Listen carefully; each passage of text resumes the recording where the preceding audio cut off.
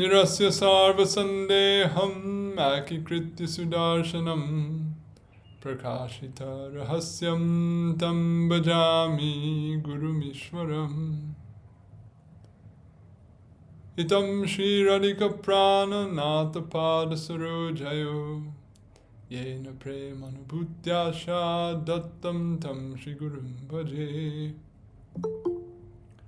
Shri Govinda-pāda-spṛhām Marupananya Bilashojitam Purna Prema Rasotsavo Jalamano Vritti Prasannananam Shajvad Krishna Katha Mahamrita Payo Rasho Muda Kelato Bande Bhagavatani Mananudavam Murdna Nipatyakshito.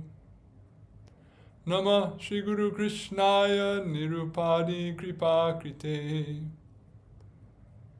Ya Shri Chaitanya Rupo Bhut Tanvan Prema Rasam Kalo Jayatam Surato Pangor Mama Mandamater Gati Matsarvasva Param Bhojo Radha Madana Mohano Adananastrinam Dantoir Yacheham Puna Puna Srimad Rupa Param Bhojo Dhuli-syam Janma Janmani Abhirapali Patiputra Kanta Dasya Bilashati Balashvavara Shri Rupa Chinta Mala Sapti Sangsto Matsvanta Durdhanta Hai Churastam Raganugano Bhajana Lasamanasanam Shri Radhaya Sahasada Smaratam Brajendhum Shri Rupa Parakamala Shrita Cheta Samme Chittam Satam Marukari Yatu Pada Padme.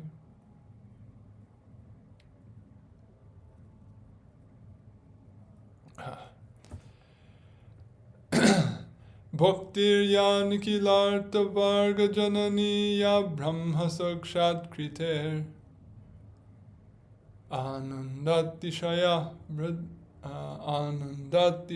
prada vishaya jat sukyat vimuktir yaya Shri Radha Ramana Param Bhaja Yugam Yasya Mahanashrayo Yakarya Vrajaloka Vad Gurutara Premnaiva Tasyai Namaha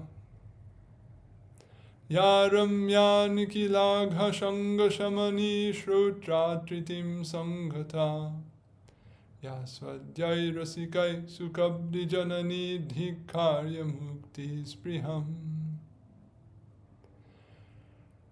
Yas dhyata hridaye vrajendra tanuja premamrita syandini Sajiyat hari bhakta vrinda mohita Dhanyeha Padyavali.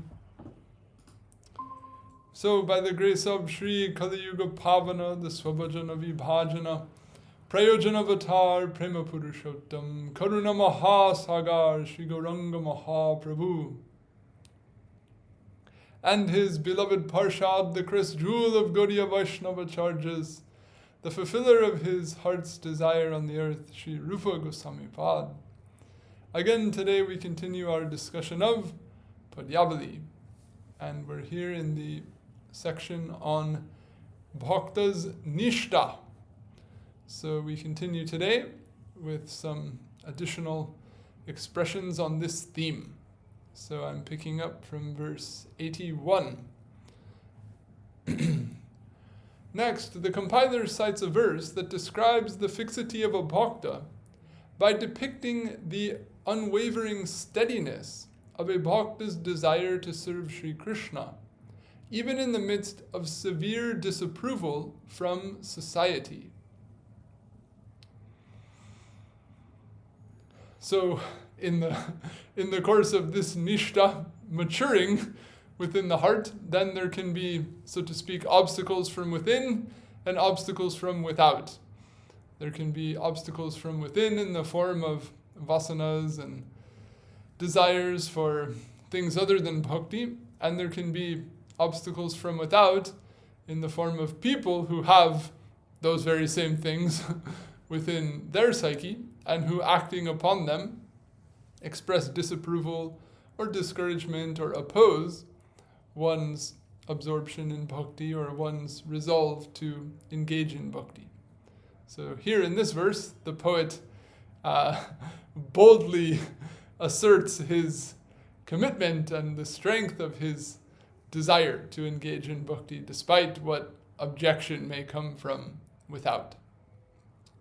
So he says the following: mugdhaṁ nigadantu nīti-nipuṇā bhrāntaṁ muhur vaidikā mandaṁ bāndhava-sañcayā jaḍa-dhiyaṁ muktādarāḥ sodarāḥ unmattaṁ dhanino viveka-caturāḥ kāmaṁ mahādāmbhikaṁ moktuṁ kṣamate manāg mano govinda-pāda-spṛhām. Let the experts in ethics repeatedly declare me ignorant. The followers of the Vedas repeatedly declare me mistaken. Relatives repeatedly declare me lazy. Brothers, having lost their regard for me, repeatedly declare me dull-witted. The wealthy repeatedly declare me crazy, and those adept in discernment repeatedly declare me intentionally highly fraudulent. My mind cannot relinquish, even for a moment, its desire for the feet of Govinda.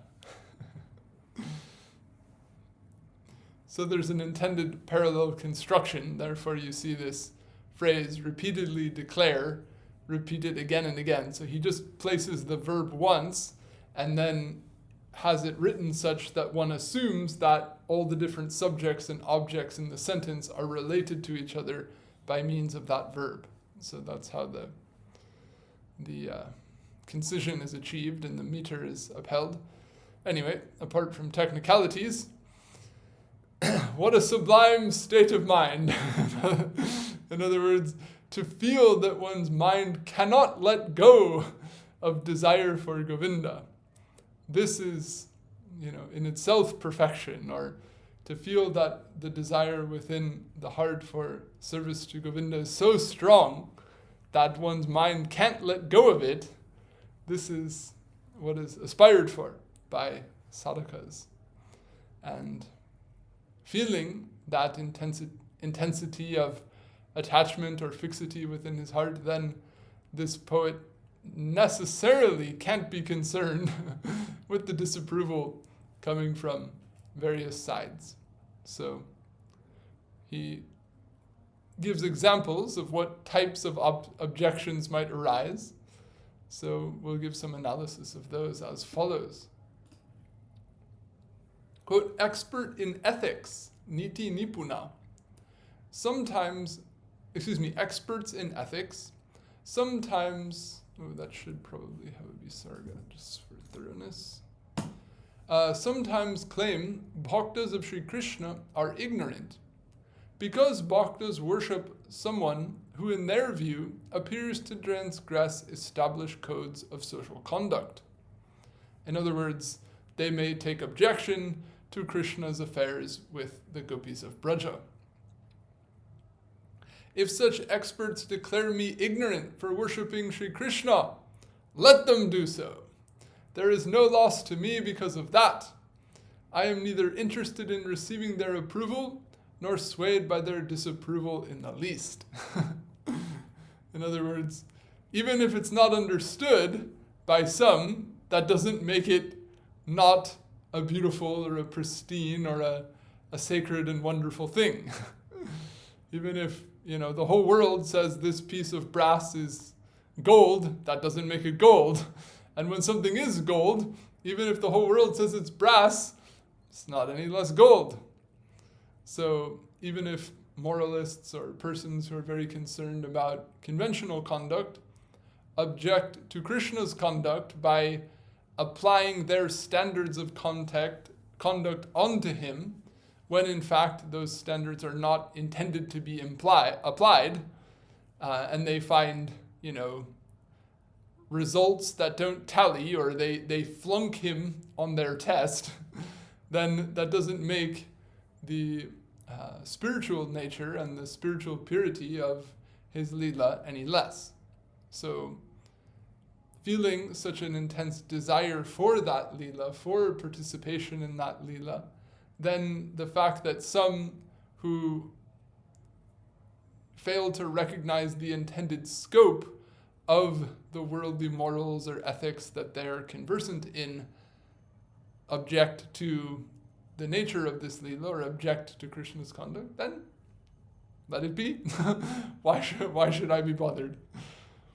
Similarly, followers of the Vedas, the Vaidikas, that is, those following the paths of karma and jnana taught in the Vedas, sometimes claim bhaktas of Sri Krishna are mistaken, or bhrāntaṁ, because they do not aim, like karmis, to attain the pleasures of the earth or the higher planes within the universe, or like jnanis, to attain moksha and realize non-differentiated Brahman. Bhaktas, on the contrary, whose sole aim of life, or purushartha, is prema for Sri Krishna, service to him, and direct experience of his sweetness, are not concerned with the aims and opinions of karmis or jnanis, and thus are not fazed in the least by being considered mistaken by them.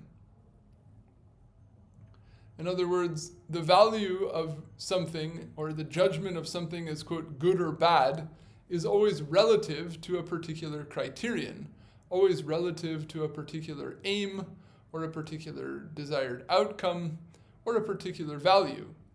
So if people judge bhakti or judge Krishna to be bad based on a criterion or a value or an outcome that are not of concern to me, then I need not be concerned with their negative judgment. So when someone's aim is not bhakti, when someone's aim is not prem, when someone's aim is not serving Krishna, experiencing the sweetness of Krishna, then, rightly speaking, why should you spend all your time doing bhakti if that won't be the means to the enjoyment that you want or the liberation that you want? It's understandable that some may object this way. However, we know that Krishna teaches in the 11th canto that even if you want those things, bhakti is still the best way to get them. And that actually you can't even achieve moksha without bhakti, and there's no more effective way to achieve even bhukti, or varieties of worldly things, than by means of bhakti. But that aside, even if people aren't ready for that, and are simply intent upon the pursuit of pleasures and the pursuit of liberation by means apart from bhakti, then if they object to a bhakta engaging in bhakti, then what does it matter to the bhakta? In other words, if truly we desire Bhagavan, if truly we desire bhakti, then we're not attached to the disapproval that we may receive from others. This is an essential feature of one-pointedness, or samatva, as Krishna describes in the Gita. He defines yoga as a sense of equalness, or a balanced state, where one is not dissuaded by honor or dishonor. So when one is determined to achieve their goal, then whether or not it's approved of by someone or disapproved by someone, or someone praises you for pursuing that goal, or someone criticizes you for pursuing that goal, if truly you care about the goal and not the social reaction to your pursuit of it, then you're not concerned. You're not fazed, you're not displeased or unsettled by that disapproval.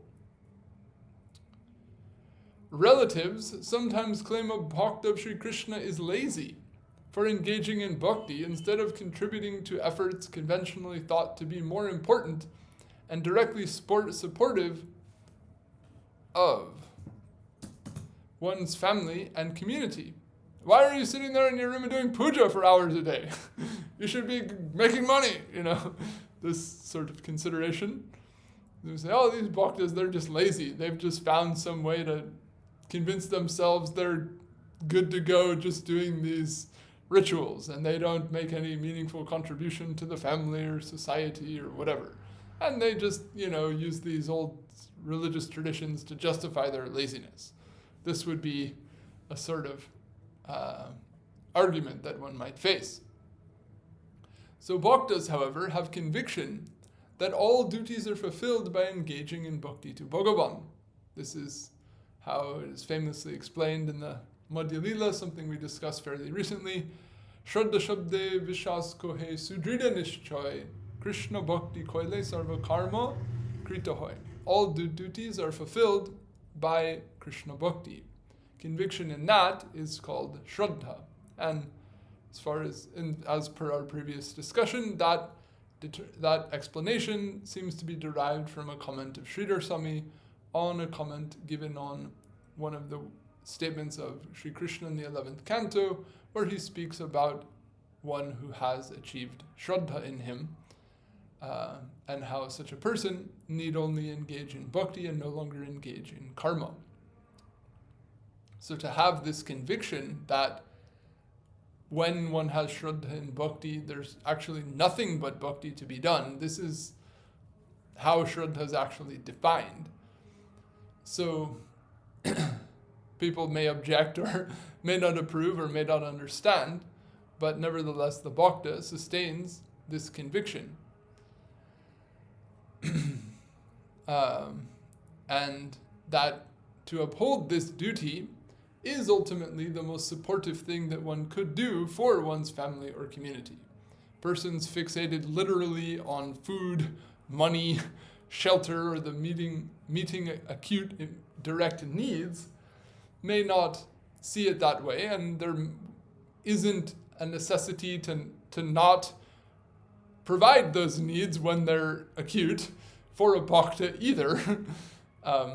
But even in doing so, that one will understand that one's cultivation of bhakti is not to be compromised in the process. This will be essential to the spirit of a bhakta navigating the complexities of life. So the commentator alternately reads the word mandaṁ to mean low, niṣṭhā, in which case the sense becomes that relatives sometimes look down on a family member that devotes themselves to the path of bhakti rather than pursuing prosperity and achievements for themselves or their family in the world. Yet bhaktas see no ultimate value in such pursuits, since the fruits thereof are inevitably impermanent and invariably beset with various drawbacks, such as, that's redundant, impermanence. Drawbacks, I'm going to cut that, and difficulties, such as consequent problems that inevitably arise, even from the prosperity and achievements one attains. So as Prahlad Maharaj famously said, every resolution to a problem creates a new problem. So every achievement and prosperity also creates, some new variety of dissatisfaction or inconvenience. So to say that we want to keep running on this wheel is not perceived to be great wisdom by a bhakta. So people may look down on a bhakta for not trying to run on this wheel as fast as possible, which has become fashionable, if you will, in present-day society. But the bhakta is not doing that based on their discernment of what is truly of meaning and value in life, and what is truly pleasing to Bhagavan. So a pattern continues here throughout the remainder. Brothers, similarly, sometimes lose respect for and give up their affection for a brother who takes to the path of bhakti, considering that such a brother is dull-witted, jaḍa-dhiyaṁ, that is incapable of completing their family duties, and that such a brother follows the path of bhakti only because they're incapable of succeeding at conventional worldly tasks. It reminds me, once he wasn't a bhakta, but he was a a gyani and a jyotishi who I met once he's a computer programmer, and I was trying to see if he would do some programming to assist with a punjika that I was calculating at that time. And I remember in a conversation that we had, he made a remark saying that nowadays, everyone who comes to study Shastra is all B level. All the A grade students, they all want to get foreign jobs and make lots of money. And the only people coming to learn Sanskrit and study Shastra are all B grade guys who couldn't cut it at that, but are capable of something. So they thought, oh, I'll just be a sadhu or a monk or a jyotishi or a teacher, something like this. It was a bit of a sarcastic remark, but he was quite a brilliant, educated person, and he was expressing and he'd taught at the university level for many years, and so he was expressing some dissatisfaction that he hadn't had some students that had challenged him and inspired him the way he would have liked. So anyway, it just reminds me of that this remark, the way the commentator interprets it, that some will say, oh, this person just took to religious life because they couldn't cut it at what everybody else wants to do, or where there's greater competition. So, there isn't much competition to get a spot as a pujari. There's plenty of vacancies, plenty of availability for that. So they took the easy route and went for this. This is some, negative or less than adoring manner that some may judge the motivations for someone who takes to spiritual practice. And to be frank, that may not be entirely untrue, but nevertheless, that doesn't mean that person isn't fortunate, or that there isn't, also great wisdom in what they've elected to do, or that they may not find it to have turned out to be a wise choice, should they be so blessed to become educated and blessed with understanding of the beauty and depth of what the path of bhakti is.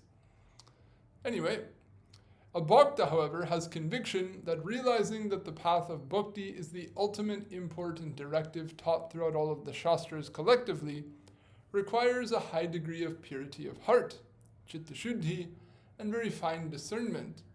And thus a bhakta is not at all fazed by such disparagement. In other words, if brothers or others think that you're just foolish or second-rate, B-grade, for taking to religious life or spiritual life instead of engineering or computer programming or doctory or what have you, then let them think so. But to really grasp why and how bhakti is the most worthy way of life, so to speak, and the ultimate import of what all the highly refined discourse in the Shastra has taught, this is no small matter to grasp in a non-fanatic or crude manner, but to really get it, so to speak, is something that requires a great degree of discernment and a great degree of purity. So that persons who lack those characteristics, as well as the opportunity to cultivate them, that they won't recognize that, then what surprise is there in that? The wealthy similarly sometimes say a bhakta is crazy, because a bhakta does not pursue wealth and even accept it when it is offered to them. Since a bhakta recognizes that all worldly wealth, beyond whatever is required for their sustained engagement in bhakti, is an unfavorable burden upon them.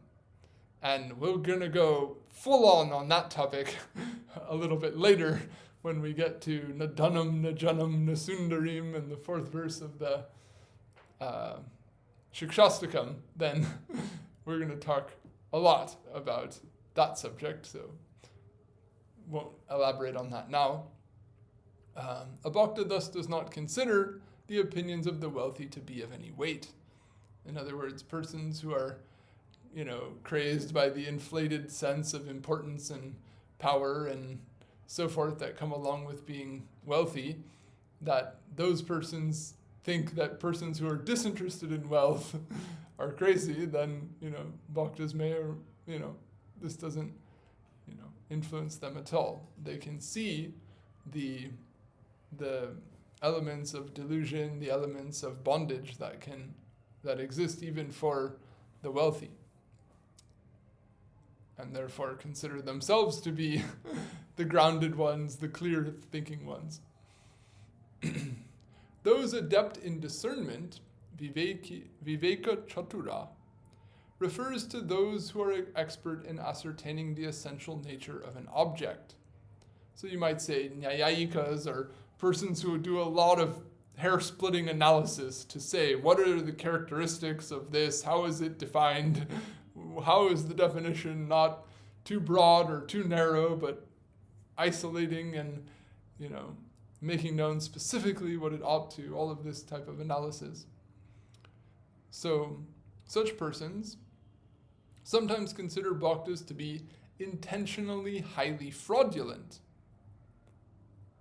and treat them with contempt because bhaktas who are in the stage of sadhana and still struggle with anarthas foster the desire to worship Sri Krishna and strive to remain ever engaged in doing so, yet also remain incapable of fully refraining from acting upon inclinations and desires contrary to that. Although their thoughts, words, and actions are thus at times inconsistent, and they are consequently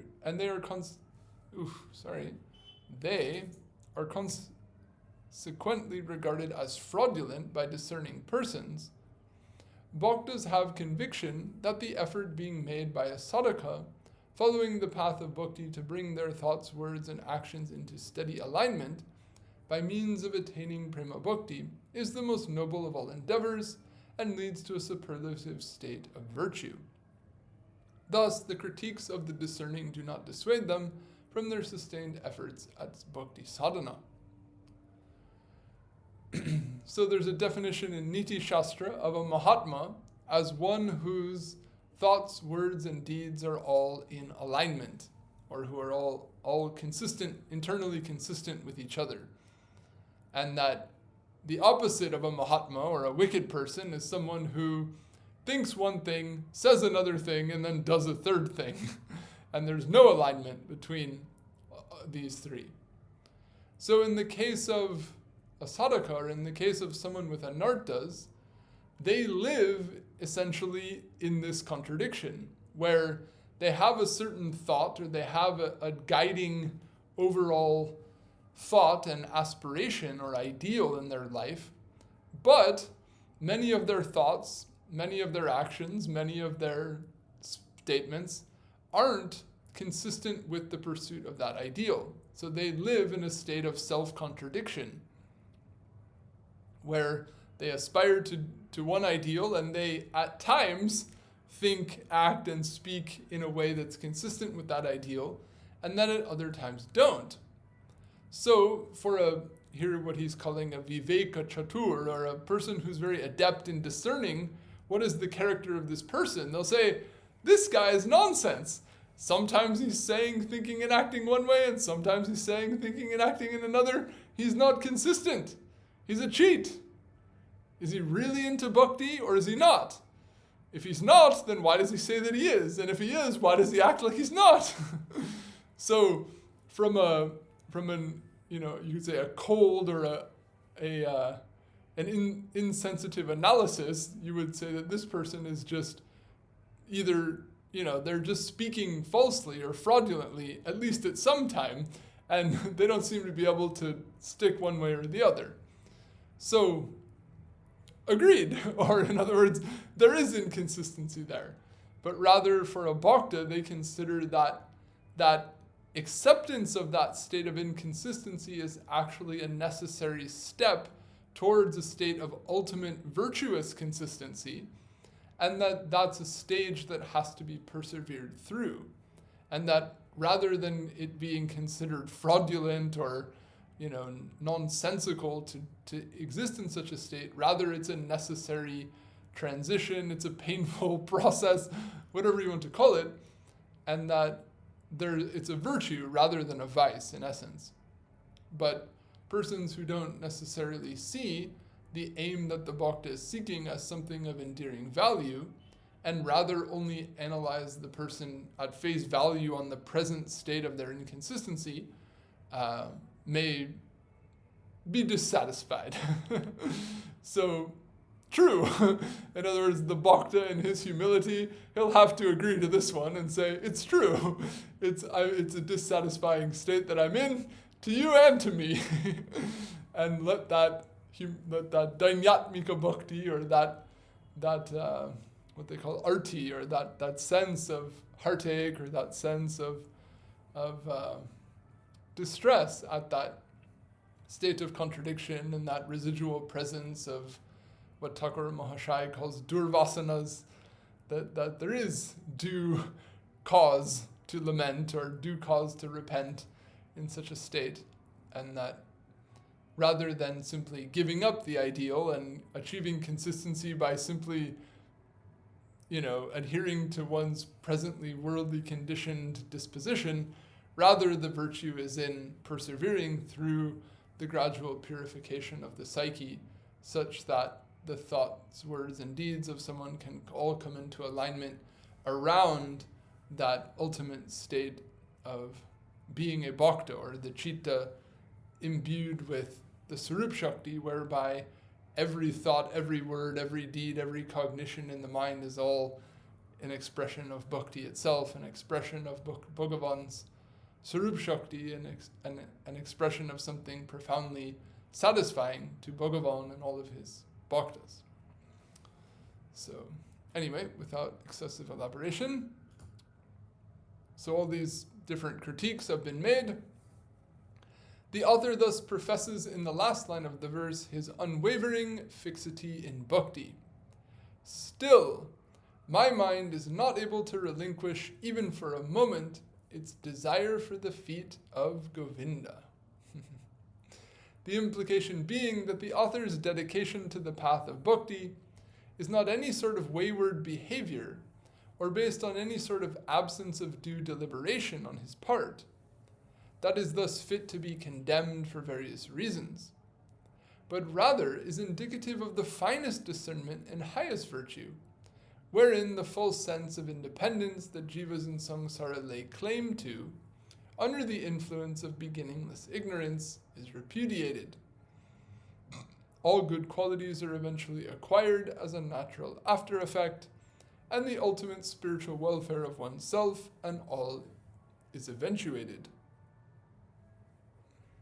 So, in other words, in response to all these critiques, then we can say that, kleshagni shubhada, the effects of bhakti in the sadhana stage are the removal of all types of affliction and the acquisition of all types of auspiciousness, be it personal virtue, as well as, behavior that is satisfying to all, and so on and so forth. So all things will become about and ultimately become rightly situated and auspiciously situated for everyone when a person reaches that, supreme state of being truly a bhakta. So with conviction in that, the person has this unwavering desire for the feet of Govinda, and therefore accepts all such criticism, but remains nevertheless steadfast. So this whole theme in this section is Niṣṭhā, fixity. So this is one important element of fixity, to not be dissuaded by discouragement, to not be dissuaded by criticism or by disapproval. Although, there's a statement in the 11th canto, which we'll come to later here in this discussion, where it says that, the critical words of a person pierce the heart and cause greater pain than even the breaking of bones or the wounds of the flesh. In other words, the opposite of, I don't know if you call it a nursery rhyme, or at least in American culture, they have this saying, sticks and stones might break my bones, but names will never hurt me. And parents tell their kids when they get bullied at school, you don't be disturbed by this person's heart's words, you're not physically hurt by anything. But actually, things that strike the heart do, and bruise the ego and pain the sense of self, or cause indignation in some sense, are far more upsetting and unpleasant for a person than even physical suffering. So that point is also made by Krishna himself in the Bhagavatam. So here, what is it that gives someone the strength to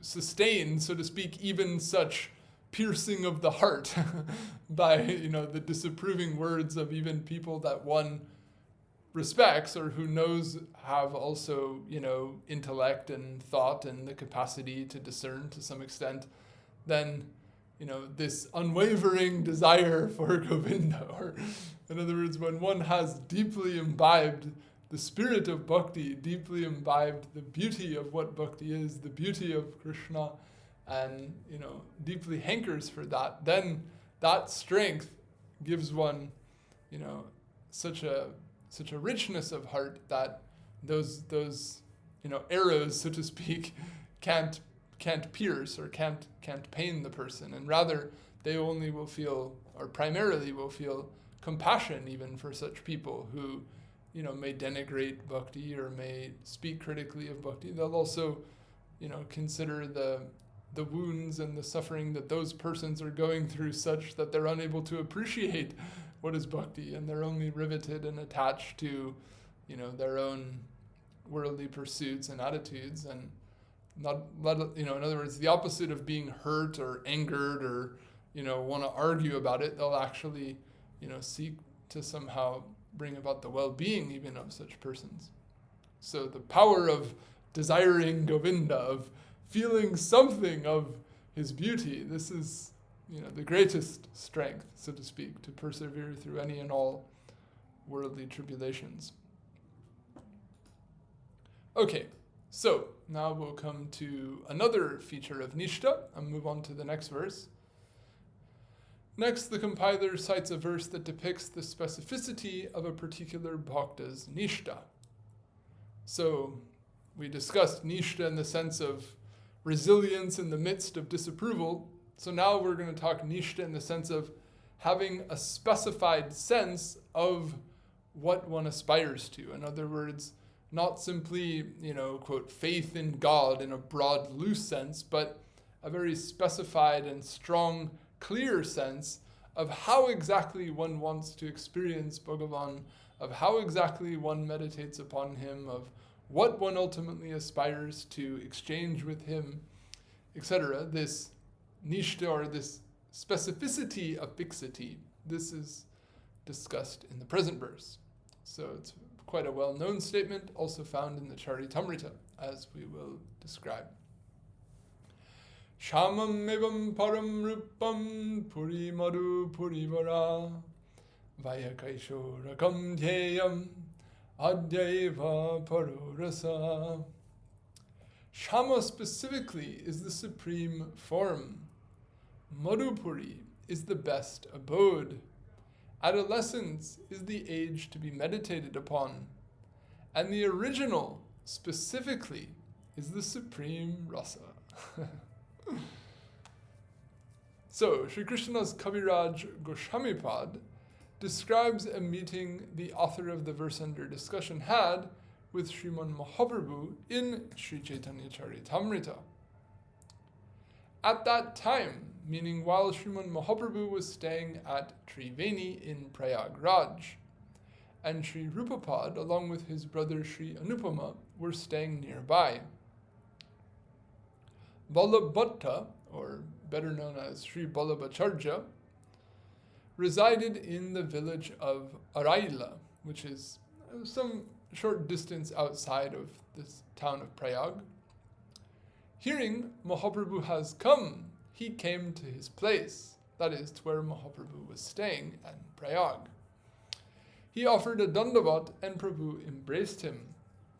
Discussion of Krishna took place between them for some time. In the midst of the discussion of Krishna, Mahaprabhu's prema swelled, but out of hesitation before Bhatta, Prabhu restrained it. Internally, however, he was overwhelmed with prema. There was no possibility of restraining it. Seeing this, Ballabhatta's mind became astonished. Then, Bhatta extended an invitation to accept alms at his home to Mahaprabhu, and Mahaprabhu introduced him to the two brothers, namely Sri Rup and Sri Anupam. Bhatta then brought Prabhu with him to his home. At that time, Raghupati Upadhyaya arrived, our author of the present verse. He was a Tirohita, that is a Maithila Pandit, which is, I believe it's the western side of what is now Bihar. So, traditionally there was the kingdom of Maithila in ancient times, which overlaps part of what is now Bihar and West Bengal, to my knowledge. So it's mentioning that in that era, Goda was a land distinct from Maithila, so therefore he's described as a Tirohita or a Maithila Pandit, meaning he wasn't a Goda or a Bengali, as they might say more loosely, and a highly exalted Vaishnava. He came and offered obeisance at Prabhu's feet. Prabhu spoke these words, "May you have rati for Krishna." So as it's a custom or a duty of a sannyasi to give a blessing to those who honor them, then this was Mahaprabhu's blessing. Krishna matir astu, or Krishna matir rahu, this sort of blessing. May your mind be upon Krishna, may you have love for Krishna. This was his blessing. Conventionally, kings or pundits, they will say, Vijay ho, or Kalyan ho, or these sort of things, be well, or, be victorious, or have longevity. These are the conventional ways of speaking. So, in contrast to that, Mahaprabhu would say, have bhakti. May you have Krishna rati, Krishna bhakti, etc. Hearing this, Upadhyaya's mind became blissful. In other words, although he's meeting this sannyasi who might typically give a blessing related to what would be sought on the path of Gyan, here this sannyasi is giving a blessing that's related to the path of bhakti, and Upadhyaya is a great bhakta, so he's very glad to get this type of blessing. So Prabhu said to him, please state a description of Krishna. Now let's talk, let's have some Krishna katha. He then recited a verse about Krishna Lila of his own composition. Hearing it, Mahaprabhu became deeply wrapped with prem. So this is the context. The verse Sri Raghupati Upadhyaya recited in response to Sriman Mahaprabhu's request is cited later here in Padyavali. After Raghupati Upadhyaya recited that verse, a second verse, which is also cited later here in Padyavali, Sriman Mahaprabhu inquired from Raghupati Upadhyaya as follows. Prabhu said, Upadhyaya, which form of Bhagavan do you consider supreme? Shyam, meaning Krishna, specifically, is the supreme form, said Upadhyaya. In other words, not Narayan, not Ram, not Niṣṭhā, Krishna, Shyam, is the supreme form. Which place of residence of Shyam's form do you consider supreme? Madhupuri is the best abode, said Upadhyaya. Childhood, boyhood, or adolescence, which do you consider the supreme age of Shyam? Adolescence is the age to be meditated upon, said Upadhyaya. Among the rasas, which do you consider supreme? The original, specifically, is the supreme rasa, said Upadhyaya. Prabhu said, you have taught me an excellent precept. Saying this, he recited the verse, which Upadhyaya had been paraphrasing with a faltering voice. So here comes the verse here in Padyavali, the verse of discussion. Shama specifically is the supreme form. Madhupuri is the best abode. Adolescence is the age to be meditated upon. And the original specifically is the supreme rasa. Wrapped with prem, Prabhu embraced him, and becoming maddened with prem, he danced. Seeing this, astonishment arose in the mind of Ballabhatta. bringing his 2 sons, he fell at Prabhu's feet.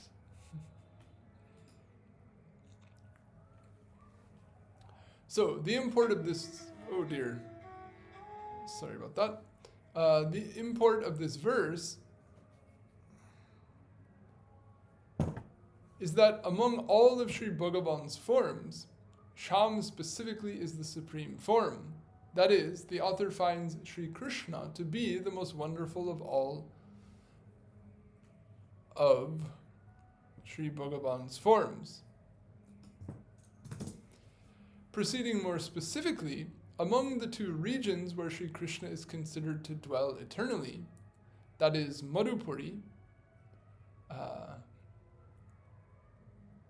meaning the district of Mathura, sorry, that needs a comma, and Dwaraka, Madhupuri is the best abode. That is, the author finds Madhupuri to be the most wonderful abode of Sri Krishna. So Madhupuri and Mathura are synonymous. Proceeding into further specificity, among all the ages in which Sri Krishna performs leelas in Madhupuri, that is infancy, boyhood, and adolescence, the author finds that, quote, adolescence is the age to be meditated upon. That is, he cherishes the adolescent form of Sri Krishna as his Ishta Devata. Proceeding again into further specificity, among all the rasas that Bhaktas relish in the adolescent Sri Krishna of Madhupuri, the author finds that the original specifically is the supreme rasa. That is, he cherishes Madhura rasa as his supreme object. So, there's a statement of similar import in the Padma Puran. Quote, there is no woman equal to Radhika and no man like Krishna. There is no age superior to adolescence, the nature of which is beyond Prakriti. Their adolescence is to be meditated upon, and the forest to be meditated upon is the forest of Vrindavan. Shyam specifically is the supreme form, and the original Deva, namely Sri Shyam, is the supreme rasa. So whether Raghupati Upadhyaya was inspired by this Padma Puran verse or not, it's hard to say. They're quite similar. The import is not identical, but what Raghupati Upadhyaya gives, you might say like a crisp essence of what's generally stated here. So who knows? But I found it worth at least presenting this reference point.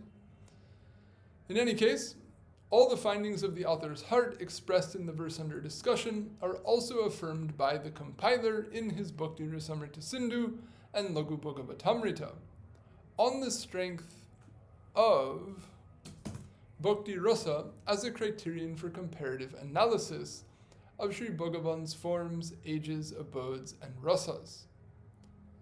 So, as we've discussed before, Rupa Goswami's analysis, ranking, if you will, or discussing this whole gradation in forms of Bhagavan that are all understood to be non-different from Bhagavan, can strike some Vaishnavas as strange or as different. How can you say that 2 different forms of Bhagavan himself are not the same? How can you say that there's a difference or a superiority between the 2?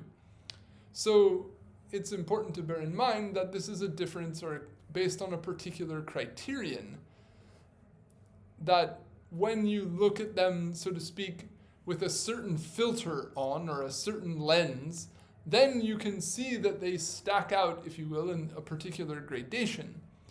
But if you turn off that lens, that same gradation isn't there. Or there's also an equivalence to them, or even a reordering of them, if you were to look at them through a different criterion. So Rupa Goswami's analysis is wonderful, is profound, but it also ought not be taken as some type of absolute yardstick that we're going to go hit other people over the head with, or that we turn into something that becomes a mere, dogma that people get fanatic about.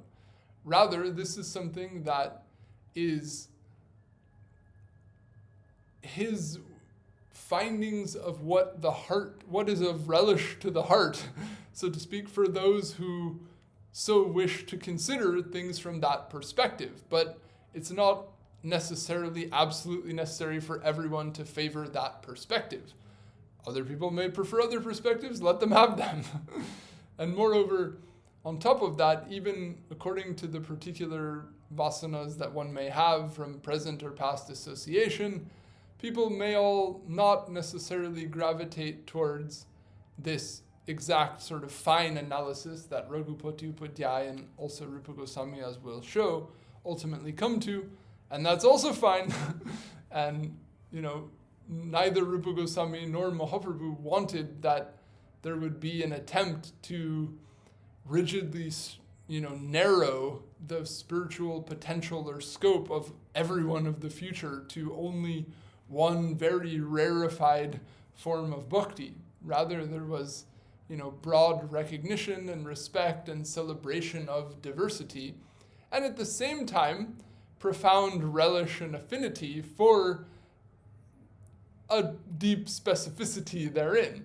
And that those things don't need to be held in tension. Rather, they can be held, comfortably in tandem, if you will. So, from this particular criterion, then what do we find about Bhagavan? We find the following. Regarding Sri Krishna's being the foremost form of Sri Bhagavan, the compiler writes, even in the case of the non-difference in the essential nature of Shrisha, meaning Mahanarayan in Vaikuntha, and Krishna, as per established conclusion, or Siddhanta, Krishna's form excels because of rasa. This is the standing of that rasa found uniquely in Krishna. So he's saying, according to Siddhanta, Narayan and Krishna are equal. But according to rasa, Krishna excels. So Krishna is, so to speak, original or greater in the eyes for those who consider rasa the primary criterion. But if for others who don't hold that criterion to be primary, then that sense of superiority is also not necessarily perceived or considered to be of grand significance. So that's also all right for, dare I say us, not to arrogantly sound as if I'm a true follower of Rupa Goswami, but as someone who at least reads his works and aspires to understand and follow the path that he taught in some very meager way, then this criterion, this approach is no doubt something that's cherished and championed and relished to whatever capacity we have. But at the same time, we don't necessarily hold that to be, something that ought to be forced on other people, or that it's now some platform that we can stand on to think that we necessarily have a superior or a definitive way of worshipping Bhagavan or of being Vaishnavas. Rather, Rupa Goswami was also, profoundly respected for his humility, for his non-confrontational internal disposition. And, that also, I believe, is something to be carried forward in the representation and the ongoing culturing of his legacy, if you will. So anyway, that aside, so I might go a few minutes over time here, but I'll just finish these points. So I've got references from Rupa Goswami to reflect each of the 4 points that are made by Raghupati Upadhyaya in the verse. So this first one from the Sindhu supports this statement of Raghupati Upadhyaya, śyāmam eva param rupam, that Shyam is the supreme form. So here you have Rupa Goswami saying, according to rasa, Krishna is superior to Narayan, the implication being superior also to Ram, Niṣṭhā, Bhaman, and other forms as well. Regarding Madhupuri, that is the district of Mathura, being the best abode of Sri Krishna, the compiler writes, Bhakta, let alone the sight of the abode of Hari's play, replete with most difficult to behold beauty. Even the name Mathura, upon entering through the pathway of the ears, enchants our minds. Well said. So, how wonderful is that abode? What sort of greatness does it have? even if you don't see it, just to hear about it is so wonderful. And more specifically, Krishna's abode is said to be twofold. These two abodes are known as Mathura and Dwaraka. Mathura is also said to be twofold. That is, the two abodes within it are known as Gokula, or Braja, and the city, that is the city named Mathura. So often when we speak of Mathura, we speak of Mathura in contrast to Braja, or in contrast to Gokula. But actually the term Mathura has two meanings. It can refer to both the whole region, or it can refer only to the city.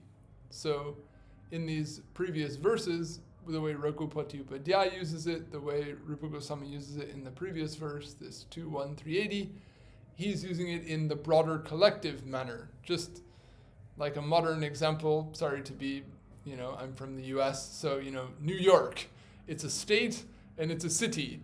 So if you say someone is from New York, it can mean the city, it can also mean anywhere else in the state. And sometimes when you say the word New York, you mean only the city. Sometimes when you say it, you mean the whole state. So just like that, the word Mathura can refer to just the city, or it can refer to the whole jurisdiction of that kingdom, or the whole region or district of that is also known as Braj. So like that. So in other words, between Mathura and Dwaraka, Mathura is superior. Within Mathura, you have the city and the country, if you will, Gokula and Madhupuri, and between those two, Gokula, or Braja, is the most wonderful. Krishna verily sports eternally in these three abodes, even among them, his sweetness is above all in Gokula. Regarding Sri Krishna's adolescence being the age preferred to be meditated upon, the compiler writes, even in the midst of the variegatedness of age, that is, even though Sri Krishna eternally exists in forms of three different ages, the basis of all bhakti rasas, the possessor of all qualities in full, and the bearer of a myriad of myriad eternal sports, Sri Krishna's age of adolescence alone is described here. So this is a wonderful statement. It comes in the beginning of, early in the list of these 64 qualities of Sri Krishna that are described, which come later also in the Charitamrita. So Rupa Goswami, before launching into that list, specifies that I'm talking about the Kaishor Krishna when I speak about all of these qualities, because it's only in the form of Krishna in the Kishor, or the adolescence, that the full range of rasas, the full range of qualities, the full range of activities, the full range of relationships are all found. So, which also underscores why Rupa Goswami privileges it. So finally, Sri Jiva explains in this regard that Sri Krishna's adolescence is accepted as foremost because it is only in this age that all bhakti rasas are relished by Sri Krishna in the company of all his companions in Madhupuri. Moreover, Sri Jiva explains that Sri Krishna's adolescent figure is the greatest cause of remembrance of Madhura rasa, which is the foremost of all rasas. The compiler also affirms both of these conclusions by illustrating Sri Krishna's adolescence in the ensuing verse of Bhakti Rasamrita Sindhu, which describes Sri Krishna as a Dhira Lalita Nayaka, just as is found in the opening verse here in Padyavali, whereby the commentator conveys that this adolescent form of Sri Krishna in Gokula, engaged in Madhura Rasalila, is his Ishta Devata as well. So as Raghupati Upadhyaya professes his adoration for the adolescent Krishna engaged in Madhura Rasa as his Ishta Devata, so too does Rupa Goswami in the Sindhu as well as here in the Padyavali. So this verse is as follows: filled with the delight of the commencement of presently manifested youth, that is, adolescence. I don't find that comes out so nice in English, but That's literally what he's saying. So in other words, the delight of being in the blooming, flourishing of fresh adolescence, or the fullness of adolescence. This is what he wants to say. And then in that, blooming, jovial, youthful state, replete with the beauty of a mild smile, which has crushed the pride of the spotless, shining Lord of the night, that is the full moon, and enriched with fresh, gently expressed arts of the bearer of 5 arrows, or kāmaṁ. In other words, engaged in the arts of amour. This sweetness of murari maddens the mind of the wagtail-eyed, that is, the gopis of ravishing eyes. So what Raghupati Upadhyay is saying that he meditates on this age of Kaishor, of Krishna engaged in Madhura Rasa, then here we have Rupa Goswami specifically depicting that Kaishor Krishna as he launches into a elaborate description of the qualities of Krishna. So a very delightful expression of the compiler. So like this, we get this image of specificity of fixity, or the Niṣṭhā of Raghupati Upadhyay upon his Ishtadevata, and not only his Ishtadevata in general, but his Ishtadevata in a particular abode, at a particular age, primarily engaged in the lila related to a particular rasa. So all of this specificity was very important to our Goswamis and was understood to be part of how bhakti can have power, or how the human capacity for contemplation as well as emotion and appreciation of the arts and things of this nature can all be integrated into spiritual culture, integrated into means that can become impetuses towards spiritual realization. So this path of Raganuga Bhakti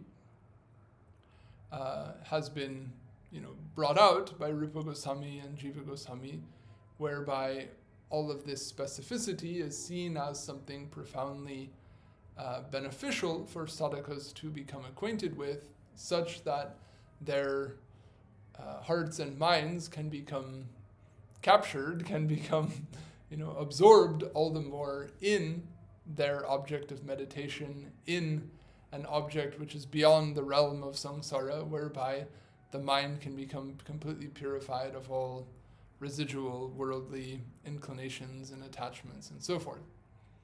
So this type of specificity in Niṣṭhā, we can say is, perhaps we can go so far as to say is something of a special characteristic of the Gaudiya Vaishnava viewpoint. Not that Vaishnavas of other sampradayas obviously don't have specificity in their Niṣṭhā, but the systematic way that those specifics are analyzed and presented in a gradation, and how the actual impetus for the sadhana, or the sense of eligibility for the sadhana, what's called the adhikar, is actually related to, or an ingrained, or not ingrained, but is itself what it constitutes a portion of the eligibility. In other words, this intense desire for the bhava of a Braja Parikara, which is said to be the adhikar for Raganuga Bhakti, comes about by virtue of having a certain level of knowledge of all of this specificity, because one cannot desire something that one has no conception of.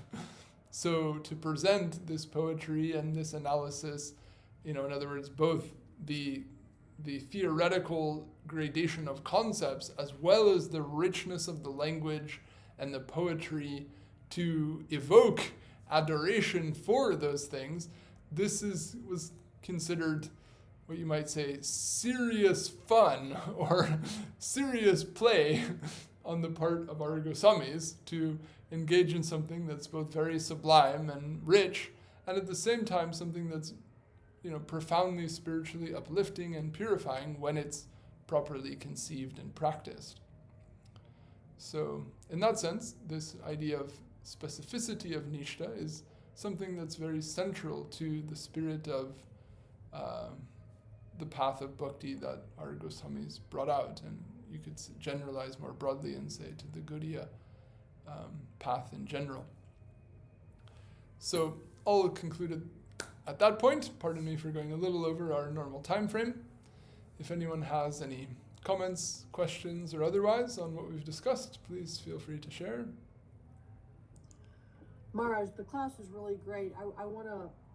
I'm just amazed by the verse from the Padma Purana that this sentiment for Braj Bhakti goes back so far, And I thank you for your exposition that you brought out all these things from the original verse, that it, yes, our six Goswamis did do this, but they found these key verses way back there, long time ago. So thank you so much. It's great. My pleasure.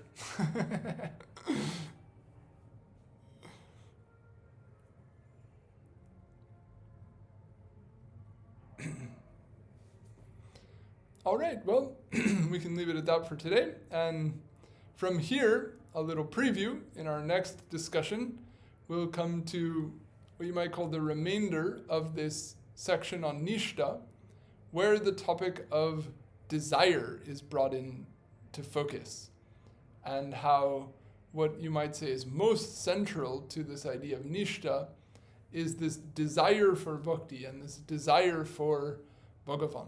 So all the remaining verses in the section stress this aspect of Niṣṭhā. And so this is a very, very important topic, perhaps the most important aspect of what Rupa Goswami is calling Niṣṭhā in this text, and something that we'll also go into even further detail and discussion of when we get to the fourth verse of the Shikshastakam in the end of the following section. So just to have that in mind, we're going to do an ongoing deep dive on the role of desire in the path of bhakti. So until next time, Vaishnavebhyo Namo Namah. Jai Shri Guru, Jai Shri Gaur, Jai Jai Shri Shri Radhe Radhe Shyam.